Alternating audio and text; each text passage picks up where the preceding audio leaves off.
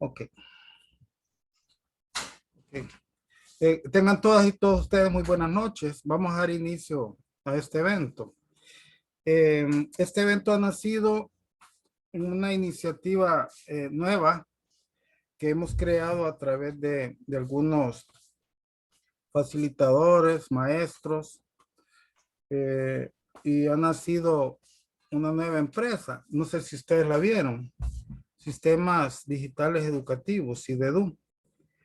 Nosotros lo que vamos a pretender con esta empresa es colaborar con digitalizar la educación formal, desde parvularia hasta bachillerato, y si la cuestión va como esperamos, vamos a subir ya a niveles superiores y técnicos. Pero por el momento esa es la meta que nos hemos trazado.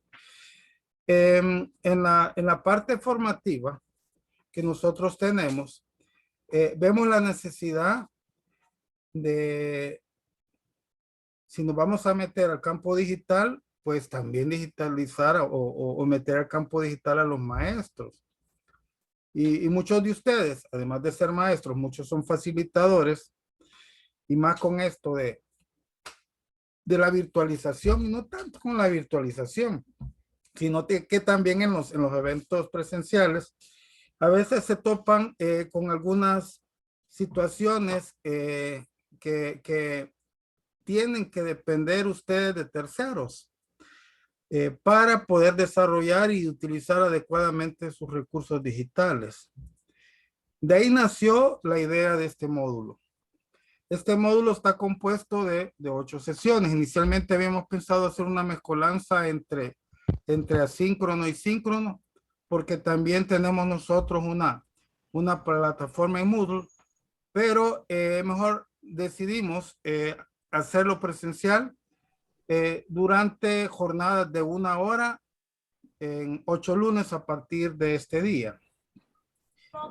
Algunos compañeros, colegas como Luis, me dice que esta hora está dando clase en la Universidad Nacional, entonces me pidió por favor que le mandara después el vínculo de las clases, porque él está interesado en ir avanzando.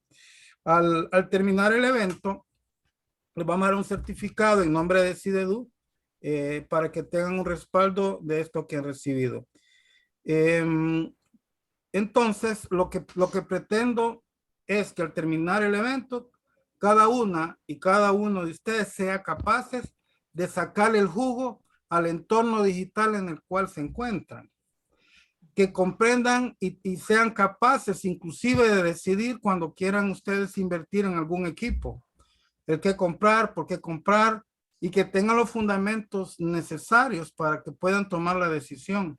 Y al mismo tiempo que sean capaces de resolver ustedes y no otros cualquier situación que se les venga encima. ¿Por qué? Porque a veces porque no tenemos nosotros esos conocimientos básicos necesarios con los recursos que tenemos, a veces no damos las respuestas esperadas. Y espero yo que durante estos 8 lunes no sea un monólogo esto, sino que también compartamos experiencias, aclaremos dudas y de alguna manera pues se van fortaleciendo cada una y cada uno de ustedes en estos conocimientos. ¿Les parece? ¿Alguna pregunta?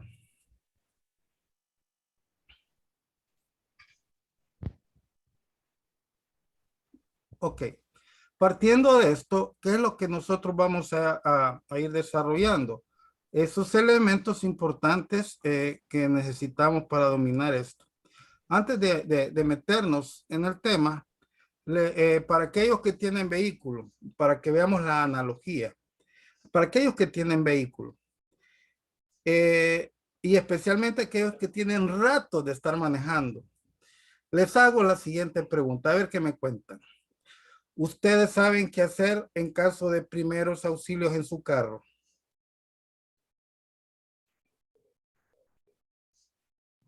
¿Cómo qué, por ejemplo?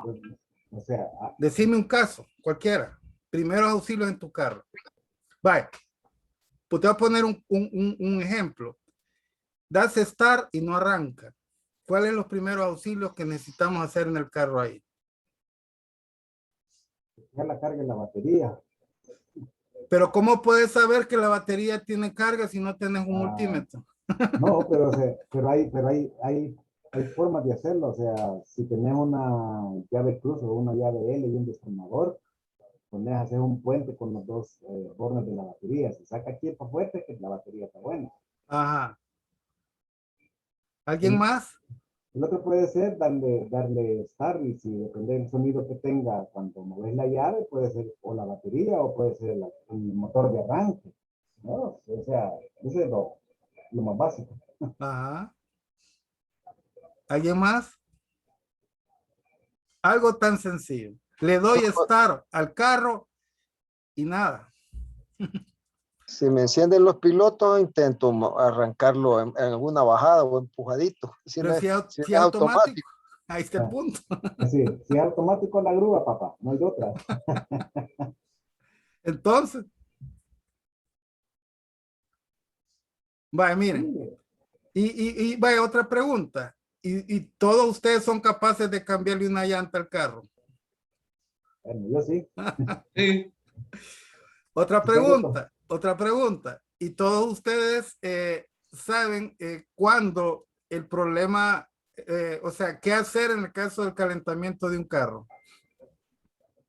Depende. Depende, primero, cómo está el marcador de la temperatura del carro. Lo ideal no, si no se apaga, no apagarlo. Y buscar, echarle agua al radiador para que se enfríe, y después, cuando ya esté frío, ver niveles del agua. O destapas el radiador con el motor encendido y empezás a echarle agua también para que se enfríe, pues. Y hay que revisar si no tiene fuga el radiador. Ok. Bueno, la idea de esta pregunta se basa en que situaciones similares nos pasa con nuestros recursos digitales. A veces tenemos una laptop, tenemos una desktop, tenemos un proyector, tenemos un televisor, tenemos, ¿qué? Un celular y suele pasar algo específico a cualquiera de esos dispositivos y a veces no tenemos la capacidad para poder aplicarle los primeros auxilios a esos dispositivos y poder determinar el de pedir ayuda.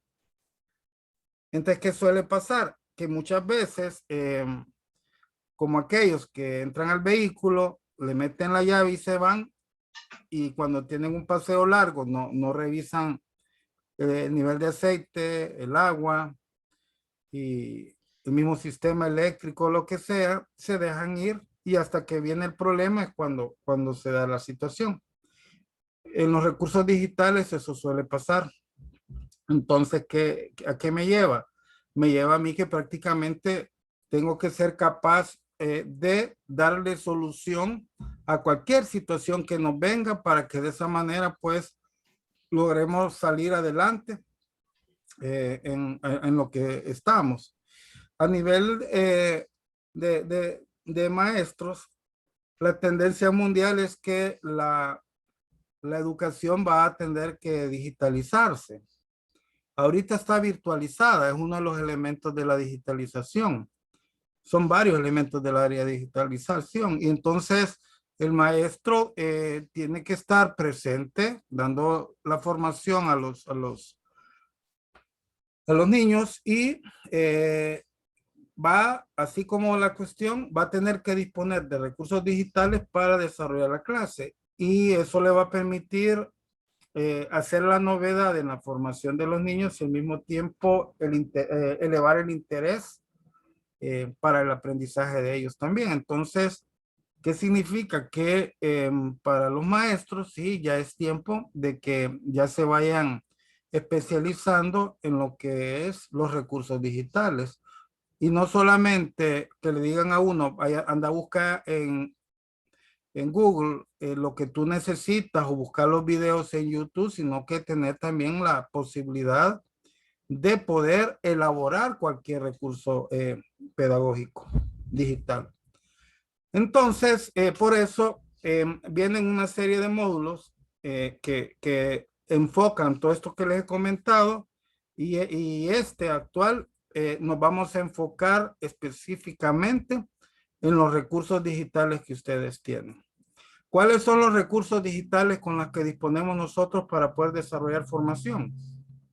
Tenemos, lógicamente, les dije hace un rato, podemos tener laptop, podemos tener una desktop o una computadora de escritorio, podemos tener un celular, podemos tener una tablet y al mismo tiempo de todos los elementos que nosotros tenemos, podemos disponer también de enlace de internet.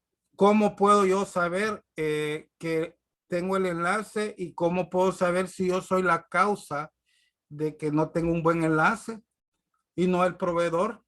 Por lo general, la mayor parte de situaciones que se den enlace es uno, no es el proveedor, por lo general.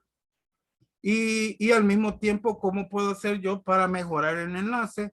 ¿Cómo puedo tratar de ver cómo invierto en recursos adecuados si voy a mantenerme en la parte de la virtualización, ya que la virtualización ya se quedó? Eso no se revierte.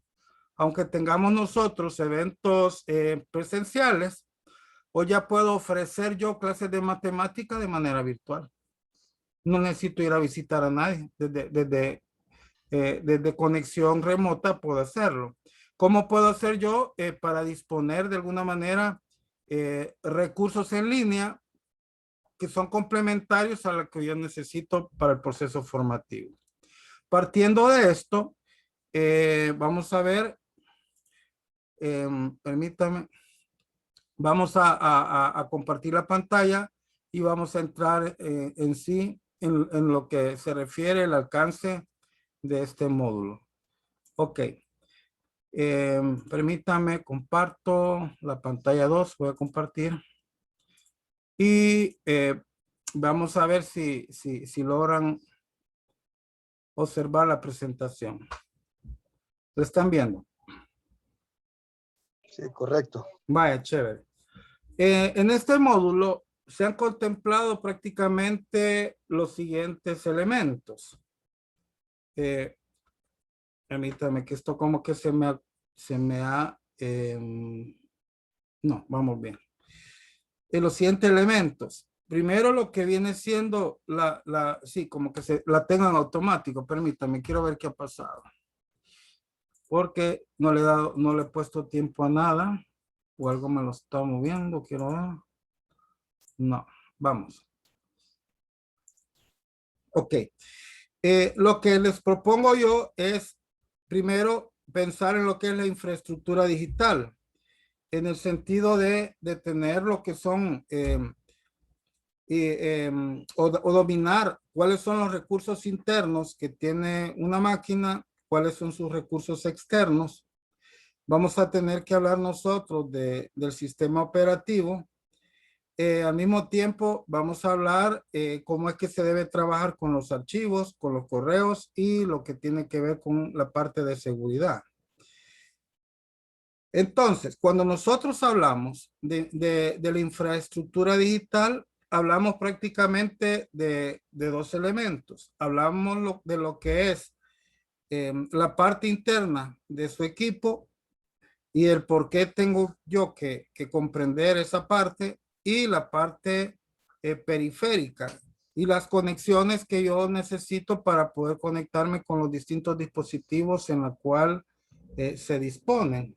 Entonces, partiendo de eso que tenemos la posibilidad nosotros de poder de alguna manera comprender eso y qué puedo hacer y qué no puedo hacer según sea el caso. Entonces, en un equipo, en una computadora, se disponen de recursos internos. Esos recursos internos es importante que lo dominemos porque podemos tener claro nosotros cuáles son las condiciones actuales o el equipo con lo que yo dispongo pues para desarrollar mis eventos. Miren qué interesante.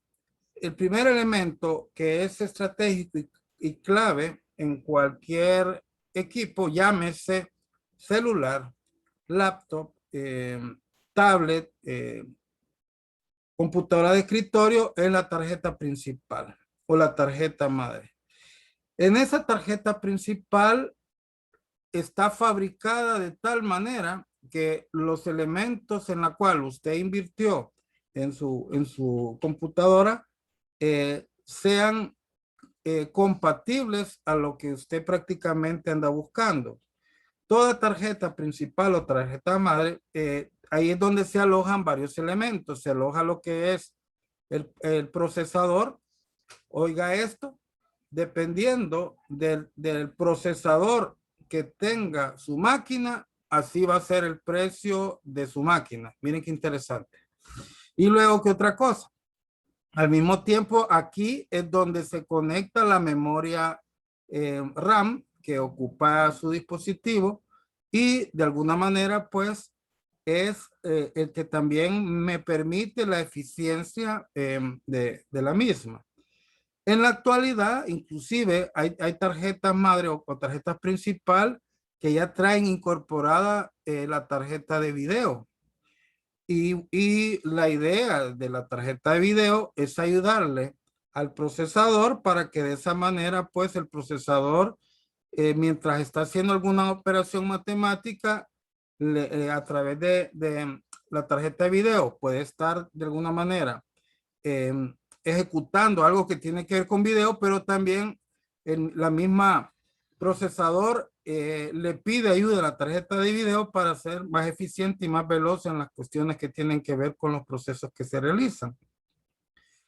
Y al mismo tiempo, siempre toda tarjeta principal tiene algo que se llama un coprocesador matemático, que es el que se encarga de hacer todas las cuestiones lógicas y matemáticas que apoyan de nuevo al microprocesador.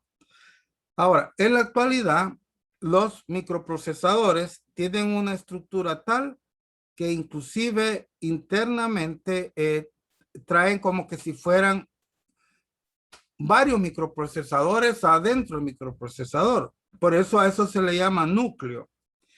Inicialmente, cuando un microprocesador solamente traía un microprocesador, ¿qué hacía?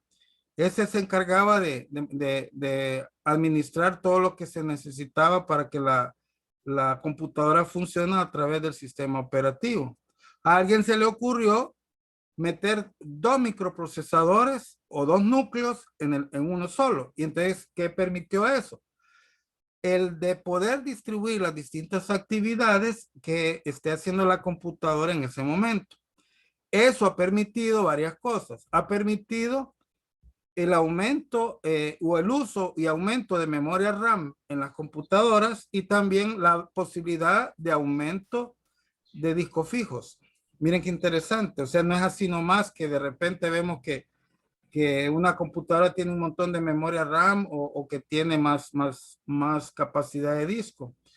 Si nosotros pusiéramos, por ejemplo, un disco de 4 teras en una versión de hace 10 años de computadora con los microprocesadores que teníamos antes, solo el hecho de tratar de leer ese disco y el hecho de alguna manera de buscar la eficiencia y hacer funcionar los programas que están instalados, se tardaría un tiempo considerable comparado con lo que tenemos ahorita.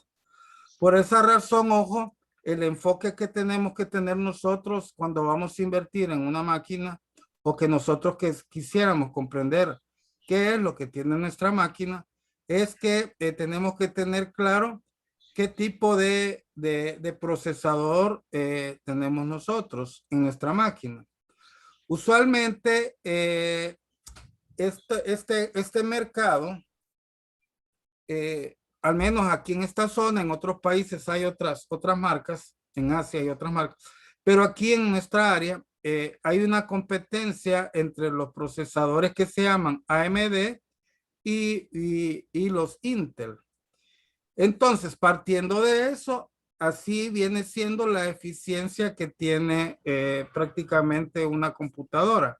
Observen algo, observen esta tabla. Aquí no es para que analicen todos estos elementos. Yo me voy a ir específicamente en algunos elementos estratégicos para poder decidir si yo voy a necesitar un procesador de mayor velocidad o al mismo tiempo, pues, qué infraestructura voy a necesitar yo en mi computadora. Por ejemplo, miren qué interesante. Aquí tengo, por ejemplo, un Core 2 Duo. Y el modelo viene siendo de octava generación. Aquí tengo yo lo que es 3 gigahertz de velocidad, pero miren lo interesante de acá, que aquí me está diciendo que este procesador tiene 2 núcleos. ¿Qué significa? Que aunque aquí diga 3 gigahertz, como tiene 2 núcleos, ustedes van a multiplicar 3 por 2 y partiendo de eso significa que la velocidad real de esta máquina que tiene este procesador anda por 4 gigahertz. Vámonos al otro extremo, hasta allá arriba. Miren este otro. ¿Cómo es posible que un Core i7 tiene 3.2 gigahertz, pero cuál es la diferencia? Que hay de 2 tipos. Hay de 4 núcleos y hay de 8 núcleos. Entonces, la velocidad actual, si la computadora es de 4 núcleos, van a multiplicar ustedes 4 por 3.2 gigahertz. Y si es de 8, 3.2 por 8. Y esa es la velocidad real que puede tener de alguna manera, en este caso, esta computadora. Entonces, ¿por qué les expreso esto? Porque esto es clave cuando yo voy a tener que decidir más adelante si yo voy a necesitar invertir en una computadora.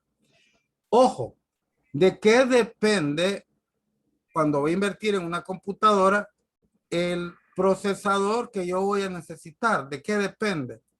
Depende de lo que usted va a hacer con la computadora. Entonces, ¿qué significa? Por ejemplo, si yo solo voy a ocupar la computadora para navegar a internet, Word y Excel, digamos, suficiente. Y esta la voy a ocupar para dar a través de Zoom tal vez algún evento, suficiente con una máquina Celeron. Ahora, con una memoria RAM que por lo menos debería andar aproximadamente por unos 4 o más, 4 gigas más. Pero no, dice usted, yo quiero invertir en una máquina que de alguna manera, de acuerdo a su procesador, sea una inversión que dentro de unos 3, 4, 5 años voy a cambiarla. Entonces puedo yo subir de nivel. Ya puedo ir pensando en una i3. En una i3 para que de alguna manera tenga la posibilidad de hacer otras actividades ahí y otra que tenga la posibilidad de tratar de buscar también una i3 de generaciones últimas. ¿Por qué? Porque también, ojo con esto, yo puedo comprar una computadora i3 que puede ser de generación 4 y ahorita estamos en la 9 o estamos en la 11, no sé si lo ven. Ambas son i3, pero la diferencia entre generaciones de los procesadores es que además de ser más actualizadas, las nuevas generaciones son más veloces. Entonces son consideraciones que nosotros tenemos que tener claro cuando vamos a decidir nosotros comprar una computadora. Actualmente, uno solo hablaba digamos, de los niveles i3, i5, i7, ya salió la i9, ya está la generación 1 de las computadoras que tienen un procesador i9. ¿Cuál es la característica que podría tener una i9? Que podría tener ya 8 núcleos y 16. Por ejemplo, la i7 tiene 4 y 8, se dan cuenta en la tabla. La otra ya puede tener 8 y 16. ¿Por qué no? ¿Y cuál es la diferencia? La diferencia es que ya están saliendo capacidades de memoria en peta. O sea, ahorita estamos en tera, pero ya están saliendo memorias en cantidad de memoria peta. Entonces, ¿cómo puedo saber yo qué o cuáles son las características de mi computadora? ¿Qué procesador tiene mi computadora actual? Entonces vamos a hacer este ejercicio todos, por favor. Van a hacer lo siguiente. Busquen ustedes lo que es en la carpetita. Dele doble clic a la carpetita. Busque usted donde dice este equipo. Dele ahí. le va a dar clic derecho, sí, sería clic izquierdo, no, clic derecho. Luego va a propiedades, dele clic izquierdo y le va a aparecer algo que se llama especificaciones del dispositivo. Ahí me avisan.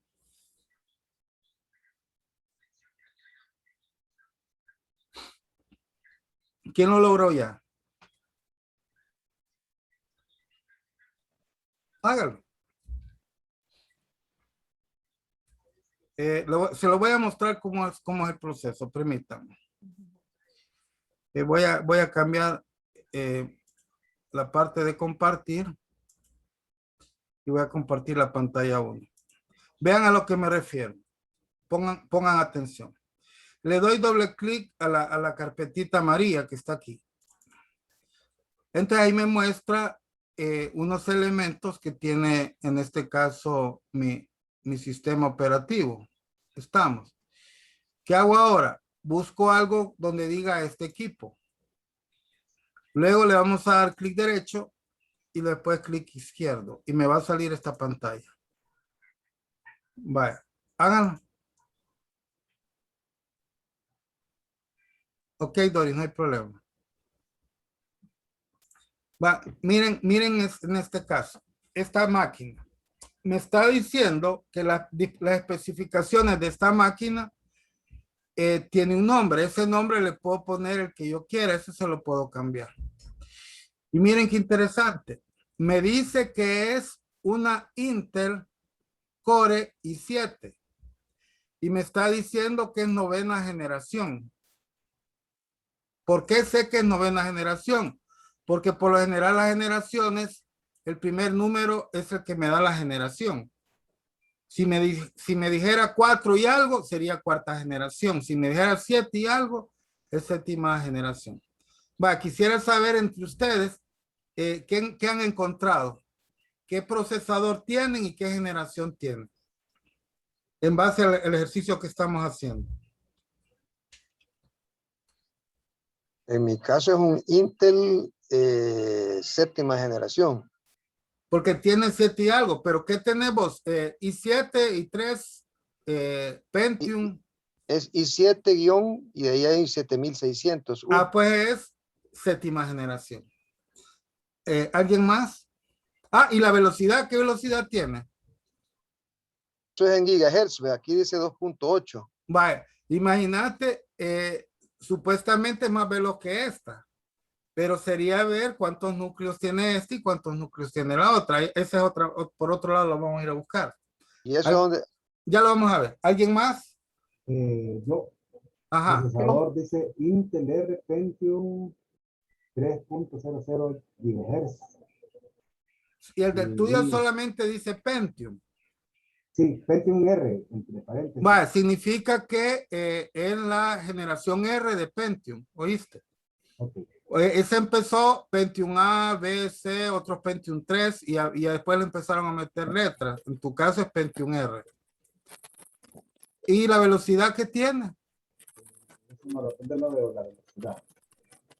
En gigahertz está. 3.00 GHz. Vale, en tu caso es 3 gigahertz. ¿Alguien más? Yo. Dale, nadie. Dice Intel R Atom TM. Ajá. CPU de 525 arroba 1.80 gigahertz. El tuyo tiene 1.80 y es una Xeon, dijiste, ¿verdad? Intel Atom. Ah, una Atom. Cabal. Está arribita del Celeron, están las Atom. Y después de Atom, ¿qué dice? CPU de 525. Ajá, o sea que ahí no te está dando la versión, solo te está diciendo que es un procesador Atom. ¿Estamos? Sí. Vale, ¿alguien más? Hagan el ejercicio, que solamente sí van a ir comprendiendo esto. Sí, Marta. Sí, director, ya estoy listo. Dale, Marta, después tú, Adil. Ok. El mío es el procesador dice que es de 11ª generación. Ajá. Es un Intel Core i7 Ajá. y la velocidad es de 16 GB. O sea que esa máquina la compraste hace poco, Sí, correcto. porque es 11ª generación, fíjate. Ujú, Yo ujú. estoy en la 9, ¿lo ves? La mía tiene más de un año. Sí. Chévere. Adilio.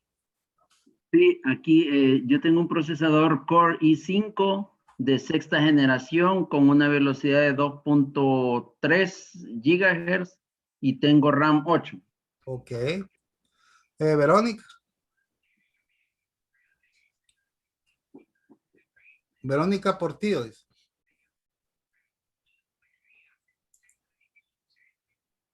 Hola. Ahí levantaste la mano, dice por ahí. Si no, alguien más. Dos más vamos a recibir. Dos más. Hola, hola. Sí, Saúl. Dale. Celeron R, CPU, El tuyo es, perdón, Xeon también.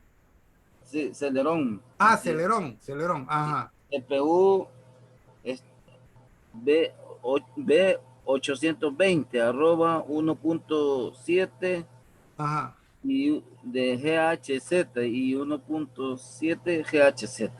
Sí, Memoria, es la velocidad. Entre en más memoria ajá, instalada 4 GB, ajá, 3,71 gigabytes utilizables. ok. Vaya.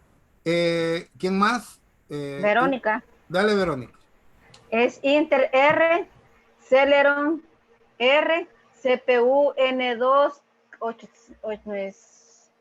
840 arroba 2.18 gigas, Ajá. 2.6 gigas. Vaya. Así. Miren qué interesante. Hemos aprendido nosotros a poder determinar y observar cuál es nuestro procesador y la versión que tenemos en algunos casos. ¿Lo ven? Ahora, ¿qué más tenemos? Ya se adelantó en este caso Saúl. Es la capacidad de memoria RAM. ¿Cuánto tenemos de memoria RAM? Solo voy a escuchar a 3 nada más.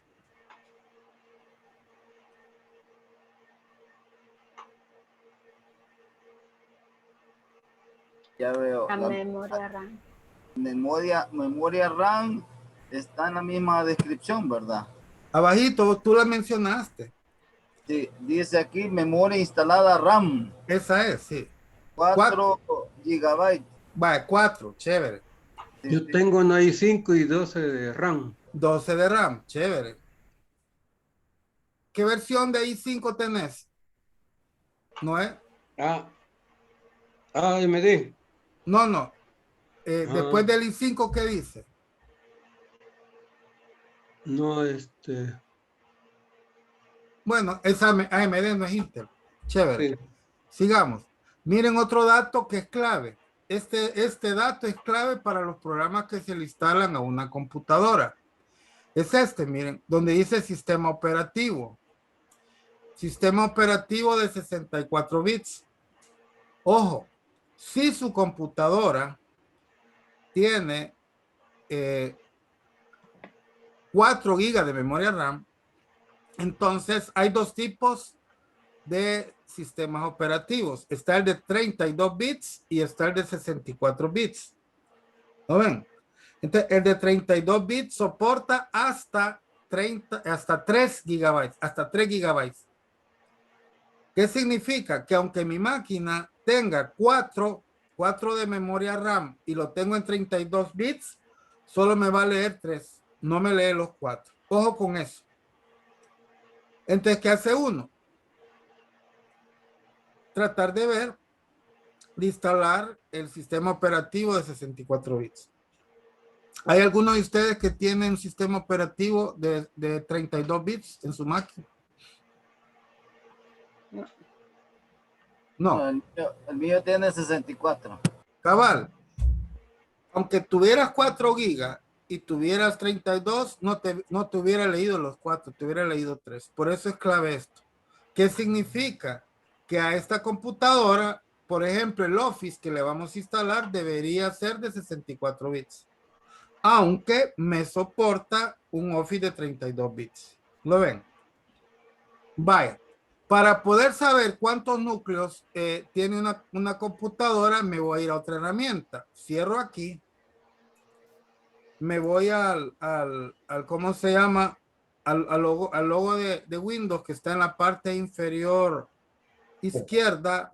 Le doy clic derecho. No sé si logran ver lo que estoy haciendo. Y luego me voy donde dice administrador de tareas. Administrador de tareas. Estamos. Y me va a aparecer una ventanita así. Así me aparece. Así me aparece.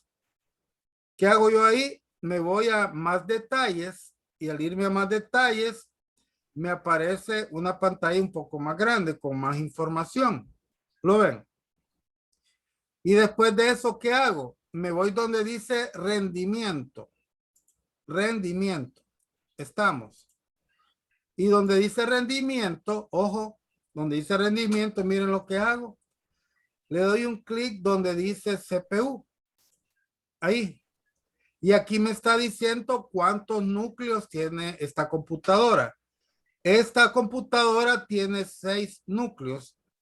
Y además de eso me genera 12 procesadores lógicos. Significa que físicamente, ojo, tiene 6 núcleos, pero me está emulando el doble de procesadores. Por eso aparece 12 procesadores lógicos.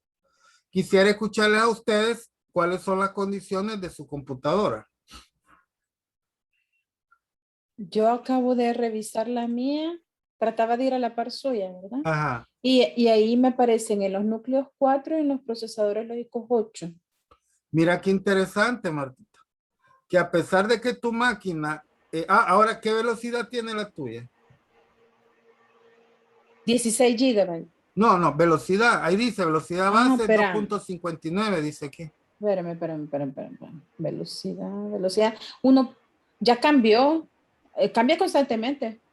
Pero aquí me aparece 1.96. Mira arriba donde dice sockets. Arriba dice velocidad base.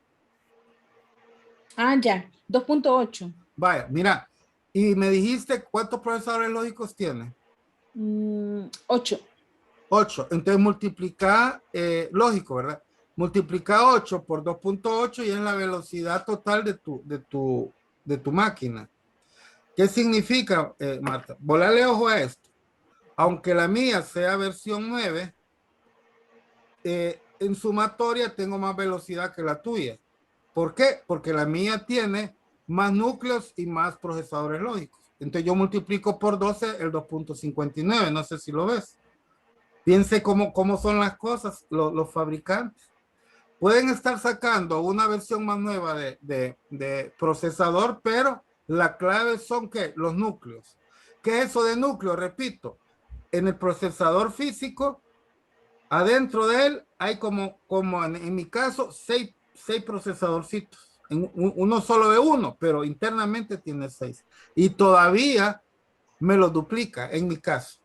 ¿Lo ven? De manera lógica. ¿Alguien más? Yo tengo 2 núcleos, Inge. El tuyo tiene 2 núcleos y ¿cuántos procesadores lógicos? Mauricio, 2, vaya. Significa que el tuyo no te lo aumenta. Ahora, ¿qué tipo de máquina tenés? Puede ser Pentium, puede ser Celeron, no sé si van captando. Que dependiendo del procesador que tiene la máquina, así viene siendo la versión de ¿cómo se llama? El procesador y al mismo tiempo la cantidad de núcleos que tiene. Entre más núcleos tenga una máquina, significa que puede estar ejecutando varios procesos simultáneamente. Miren qué interesante. ¿Alguien más? Una última propuesta de ustedes. Dale, Dolly. Fíjese que tengo aquí 2 núcleos y 4 procesadores lógicos. ¿Qué modelo es el procesador tuyo? Es un Intel R Core i3. Ah, es una i3. ¿Qué versión? ¿A dónde veo la versión? La versión lo ves aquí, mira. Aquí. te vas aquí a este equipo, propiedades, Sí. y aquí está, mira, a la par de después de donde dice i3 guión algo. A-400. Pues es cuarta generación. 05, ajá. ¿Oíste? Cuarta generación. ¿Lo ves? Está bien, sí. Entonces, sí. significa que, ojo, si van a comprar una máquina usada, métanse a estos dos lugares y van a ver qué es lo que les están vendiendo. ¿Les parece? ¿Preguntas? Muchas gracias, Lick. Ok. ¿Preguntas? ¿Dudas? ¿Está quedando claro el proceso de conocimiento de su máquina? ¿Para qué me sirve esto? ¿Quién me dice?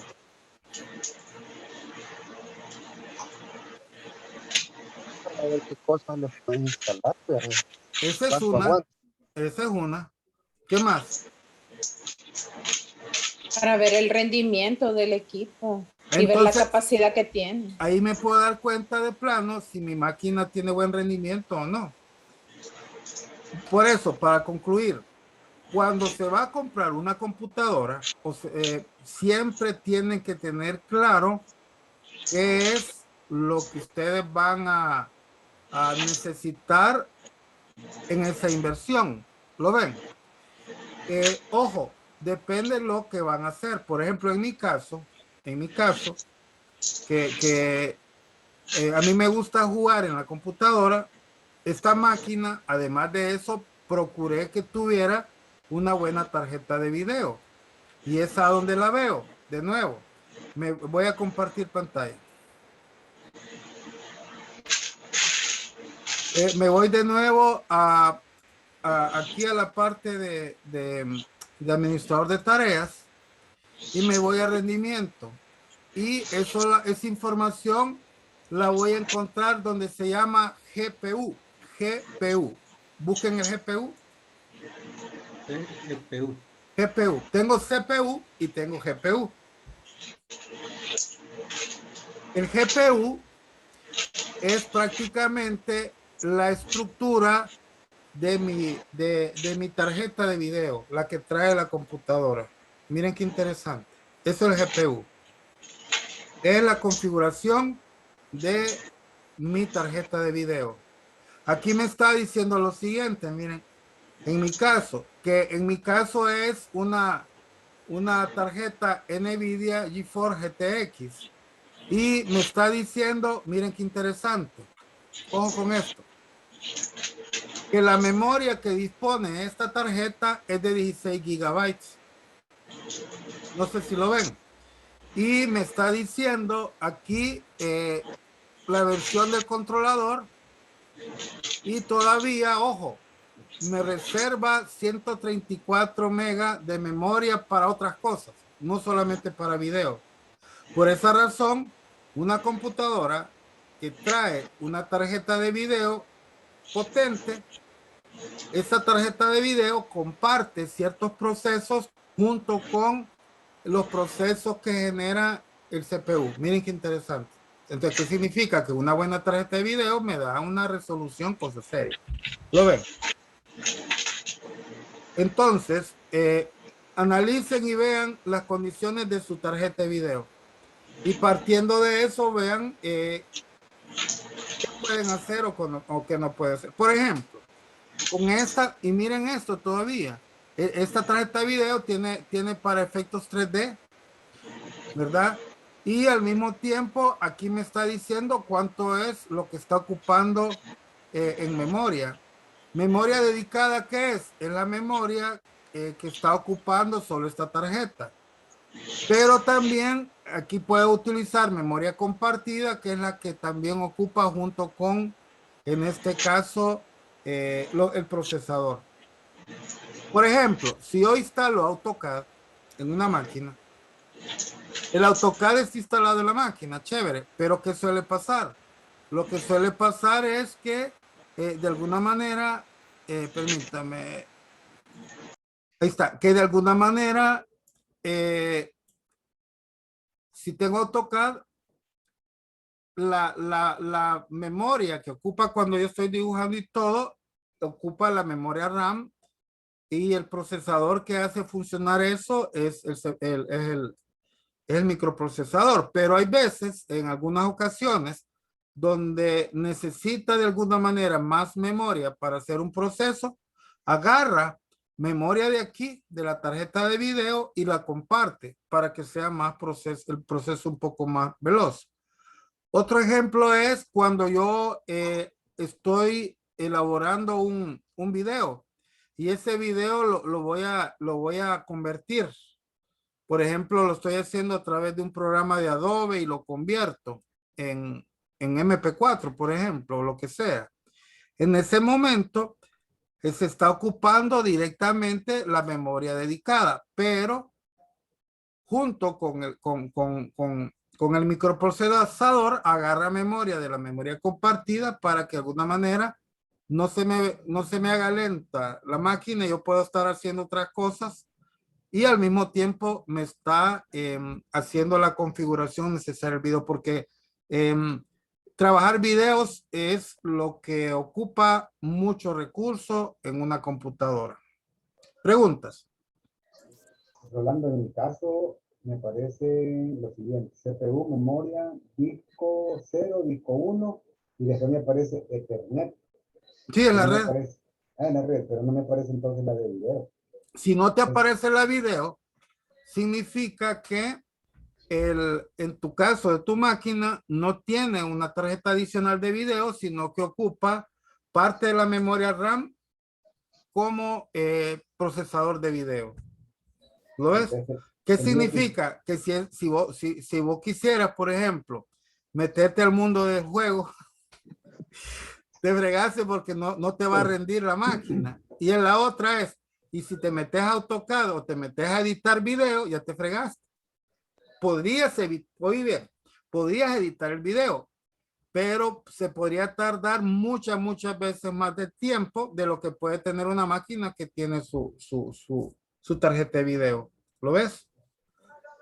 En conclusión. Perdón. ¿Será por eso que cuando estoy en Zoom no puedo poner fondos con movimiento, aunque ponga la pantalla verde al final? Podría ser porque te está ocupando recursos de video. Y esos recursos de video todavía te los está mandando en internet, y como están manejando el Ethernet, en ese caso, que es la conexión a internet más el procesador de video, te tiene que hacer más lenta la cuestión. Por eso inclusive muchos de los que tengo aquí, una vez inclusive ponen la cámara, a veces hasta se les baja la conexión. ¿Por qué? Porque están ocupando otros tipos de recursos que la máquina trata de generarlos porque no los tiene. ¿Lo ves? En tu caso, ojo, si es una desktop, tendrías que invertir en una tarjeta de video. Con eso resolviste. Si es una laptop, te fregaste, porque esa ya viene incorporada. Se la añaden. ¿Lo ven? Preguntas. Preguntas. ¿Estamos claros? Entonces, no sé si van comprendiendo. Poco a poco estamos viendo qué es lo que tenemos, qué disponemos, y en base a lo que tenemos, ¿a qué me lleva? A poder tener claro en realidad qué puedo hacer o qué no puedo hacer con mi recurso digital.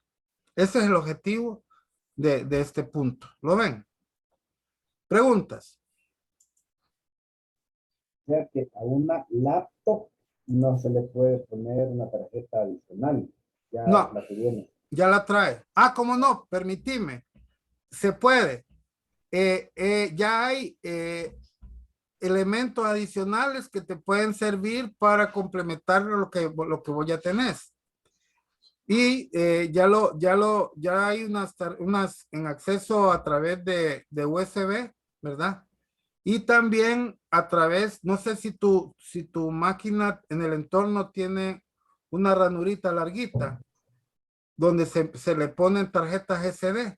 Creo que sí. Entonces, otra máquina, una Lenovo, y sí tiene.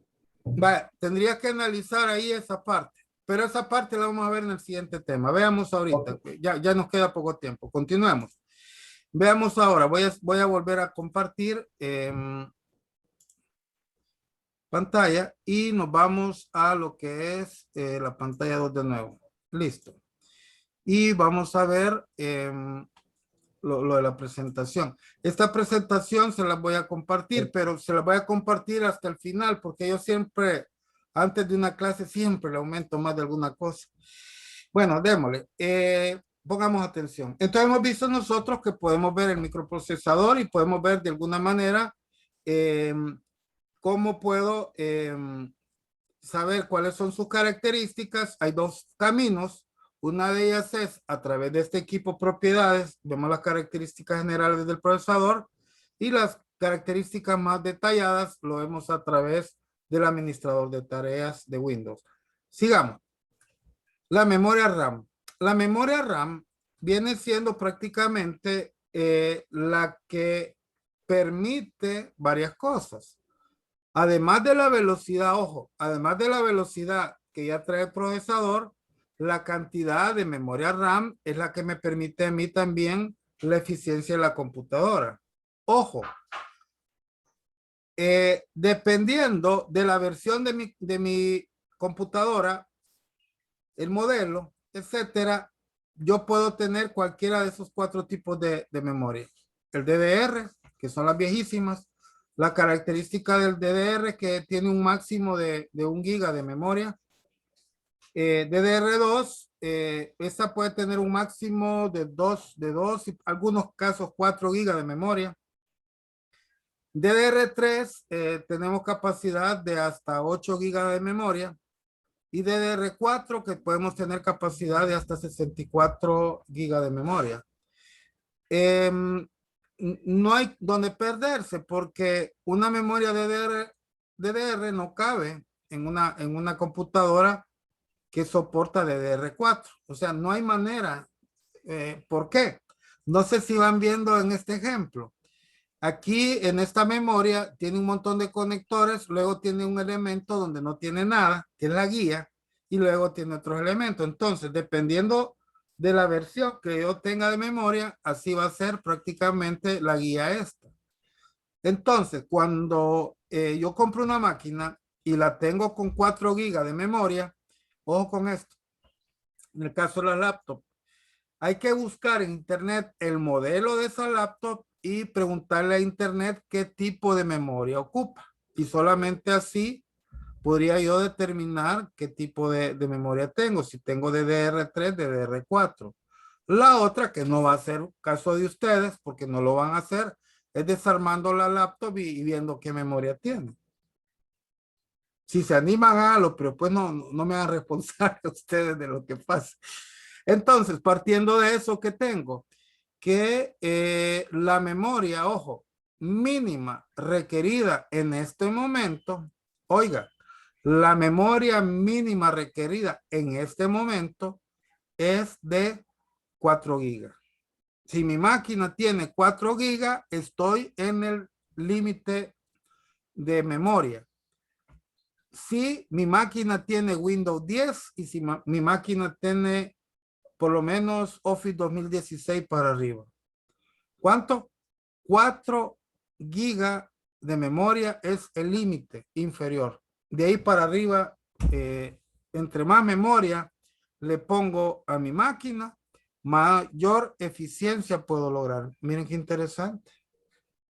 Por eso es importante darnos cuenta nosotros que tanto el procesador como también el tipo de memoria y la capacidad de memoria es clave también para la eficiencia que yo necesito en mi computadora. ¿Estamos? Entonces, si alguno de ustedes tiene 4, está en el límite inferior. De ahí para abajo, olvídese, es peor, ¿verdad? Luego tenemos el almacenamiento. Vaya. Usualmente el almacenamiento se maneja con varios dispositivos. Tenemos todavía dispositivos mecánicos como este, en el sentido de que este tiene sus discos, este tiene su motorcito, etcétera. Ahora, si su máquina viene todavía con este tipo de discos, se llaman discos SATA, está bien, tiene cierta velocidad, etcétera, pero ya salieron los discos de estado sólido. Aquí tengo ejemplos de algunos discos de estado sólido. Está esto que le llaman el M2, lo que le llaman NVMe. Tenemos este PCI que se conecta como que si fuera una tarjeta de expansión. Y está este otro que es similar a este, lo único que es de estado sólido. La diferencia que tiene cualquier versión, este sería SSD SATA. La diferencia que tiene cualquiera de estos dispositivos comparados con este es que la velocidad es mucho mayor. ¿Qué significa? Que si yo tengo una máquina y quiero mejorarla, ¿a qué le voy a apostar? A cambiarle este disco a un SSD, o si la máquina tiene espacio, a uno de estos, ¿ya? Y además de uno de estos, además de aumentarle memoria RAM, y al hacer esos ajustes a una máquina, aumento considerablemente la capacidad de mi máquina. ¿Lo ven? Miren qué interesante. Entonces ya vimos que no solamente es aumentarle memoria RAM, sino que también tiene que ver para aumentar velocidad en el tipo de disco que de alguna manera se va a utilizar. Para poder determinar yo la capacidad de mi disco, lo que hago prácticamente es irme donde están los discos, darle a donde diga el nombre del disco, propiedades, y ahí me va a dar esta ventana. Vamos a hacerlo ahorita, permítanme. Con esto terminamos. Vamos a darles el ejemplo de cómo puedo ver la capacidad de mi disco. Vamos a ver, voy a salirme de aquí. Ok. Miren cómo hago. En mi caso, en mi computadora, no sé nada de usted, yo tengo dos discos y ambos son de estado sólido. Pero miren esto. Me voy donde está el disco, en este caso el disco C, y este otro nunca va a grabar nada donde dice reservado para el sistema. Si lo visualizan como yo lo visualizo, ahí ni se les ocurre poner nada, nada de nada, sino que donde diga disco C o otro nombre de disco. En este caso es disco C. Miren esto. Luego le damos clic derecho y le damos propiedades. Aquí está. Ojo con esto. Aquí me está diciendo cuál es el espacio utilizado y toda esta parte de aquí es el espacio disponible para grabarle. Miren lo que les voy a comentar y esto pónganle coco. La capacidad de un disco a utilizar no debe superar el 80%. Si usted se da cuenta que la cantidad de información que tiene grabado en este momento en su disco supera el 80%, tiene dos opciones. O tres, pongamos. La primera opción podría ser la de agarrar un disco externo y empezar a sacar una copia de la información que tiene para ir liberando. Esa es una. La otra es la más costosa, cambiar a un disco de mayor capacidad, ¿ya? Y la tercera es, siempre y cuando tenga buena cantidad de memoria RAM, comprimirla. Se puede comprimir un disco, se puede hacer. Lo comprimo y al comprimirlo, ¿qué hace la máquina? Que todos los archivos, hace algo similar como trabaja el Android, que todos los archivos que no se están ocupando los va comprimiendo.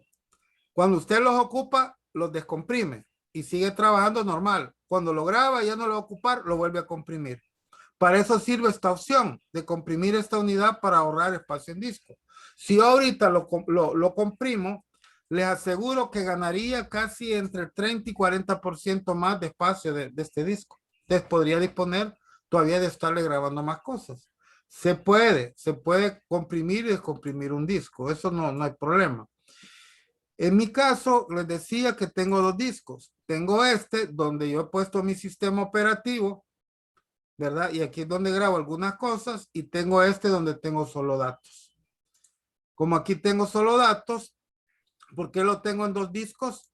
Porque de alguna manera yo tengo la garantía aquí de que si entra algún virus o me arruina el sistema operativo, no me preocupa porque los datos los tengo en otro disco.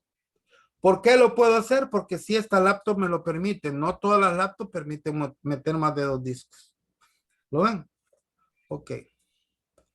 Preguntas. Para ir terminando.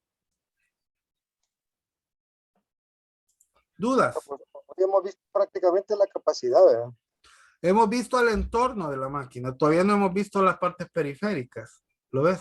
¿Qué otra cosa que tenés que dominar? ¿Has visto tu capacidad de procesador? ¿Has visto tu capacidad y su velocidad y sus núcleos, etcétera? Hemos visto la capacidad de memoria RAM y hemos visto también la capacidad inclusive de disco. Ojo con esto. Voy a terminar en definitiva con este último elemento. Permítanme. Es miren. Que si yo quiero saber en qué condiciones tengo mi máquina, me voy de nuevo a administrador de tareas. Aquí estoy. Y empiezo a ver lo siguiente. Miren qué interesante. Aquí me está diciendo que el CPU está funcionando al 21% y baja. La memoria RAM, miren cómo la tengo, al 29%. Si la memoria RAM me supera el 60%, significa que necesito más memoria RAM. No sé cómo está su máquina ahorita. Repito de nuevo. La memoria RAM, si supera el 60%, significa que necesito más memoria RAM. Luego, ojo con el disco. Vuélenle ojo al disco. Si mi disco se me ha elevado al 100%, puede significar 2 cosas. Una, que la máquina está en bajo rendimiento y al mismo tiempo necesito darle mantenimiento de archivos basura a mi máquina. Esa puede ser una. Y si después de haber hecho eso y todo, miren lo que hago. Le doy un clic aquí y veo cuál es el proceso que está comiéndose mi disco. ¿Lo ven? En este caso, el proceso que está comiendo la memoria es el Google Chrome. Miren qué interesante. El Chrome me está comiendo memoria. Después sigue el Teams. El Teams no lo estoy ocupando. Entonces, ¿qué tengo que hacer? Lo voy a cerrar. Por aquí anda abajo. Quiero ver. Lo voy a cerrar. Va, ya liberé el Teams. ¿Ve? ¿Y qué voy haciendo? Yo puedo, si quisiera, no lo voy a hacer si no me quedo sin conexión con ustedes. Si selecciono el Zoom Meetings y le doy finalizar tarea, me cierra en ese caso el Zoom. Así es como yo puedo visualizar y cómo estoy funcionando mi máquina. Ahora, el otro elemento, que si ya le di mantenimiento al sistema operativo, ya quité los programas que me hacían ineficiente la máquina, ¿qué puede suceder? Si mantiene al 100% el disco, pueden ser 2 cosas. La necesidad de volver a reinstalar todo otra vez, y si eso no me lo resuelve, significa que el disco ya tiene algunos sectores malos, y eso de plano hay que sustituirlo. Cuando la capacidad del disco aparece en un 100%. Miren qué interesante. Bueno, espero que haya valido la pena a esta hora, que lleven algún conocimiento y que de alguna manera tengan la posibilidad ustedes de aplicar lo que hemos aprendido. Si no hay preguntas, nos vemos el próximo día lunes. Muchísimas gracias, Rolando. Gracias, buenas noches. Ok, buenas noches. Gracias, Rolando. Buenas noches. Gracias. Buenas Buenas noches a todos.